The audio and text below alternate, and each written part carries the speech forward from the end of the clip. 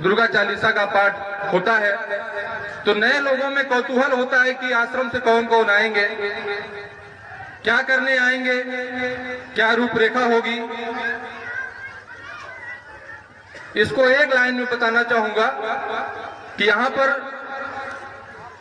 जो श्री दुर्गा चालीसा का अखंड पाठ होता है, जो संपन्न हुआ 24 घंटे में, जो मां की आरती का क्रम हुआ जिसे आपने ग्रहण किया, इस दुर्गा चालीसा पाठ के माध्यम से, इस आरती क्रम के माध्यम से आपको क्या क्या मिल सकता है और आपके जीवन में क्या क्या परिवर्तन हो सकता है, यह बताने के लिए आश्रम से केंद्रीय पदाधिकारी उपस्थित होते हैं। और कोई किताब से पढ़ के नहीं आते कि कोई किताब रखी हो हमारे पास कि हम उसमें पहले पढ़ें कि दुर्गा चालीसा पाठ करने से क्या होता है, आरती करने से क्या होता है। नहीं, यह जो दुर्गा चालीसा का अखंड पाठ जो 24 घंटे का आपके यहाँ हुआ, जो आरती का क्रम हुआ, यह जहां से संचालित है, जिसे पंच ज्योति शक्ति सिद्धाश्रम धाम से संचालित है, हम लोग वहीं पर रहते हैं और इससे क्या होता है हम उसे महसूस करते हैं रोज, वही आपको बताने आए हैं। कोई किताबी बात नहीं है। बड़े गर्व के साथ हम कह सकते हैं कि इसी क्रम के माध्यम से आज देश के कम से कम नहीं तो करोड़ों लोगों में के जीवन में परिवर्तन हुआ है।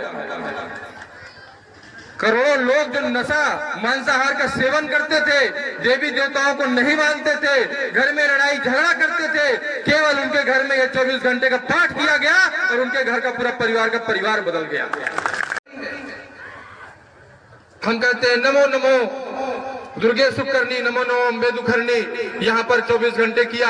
आश्रम चले जाइए जहाँ परम पूज्य गुरुदेव योगीराज शिव शक्तिपुत्र जी महाराज के द्वारा पूरे विश्व में धरती एक ऐसे टुकड़े का निर्माण किया गया है पंचो शक्ति सिद्धाश्रम के रूप में, जहां पर यह दुर्गा चालीसा का पाठ 24 घंटे अखंड रूप से चल रहा है और तो और अनंत काल के लिए चल रहा है। आपने 24 घंटे किया होगा, सुना होगा, लेकिन वहां 24 घंटे रोज चल रहा है, कभी नहीं टूटता। अब आपको लगेगा क्यों चल रहा है, क्या होता है इसको बार बार गाने से, इसको करने से।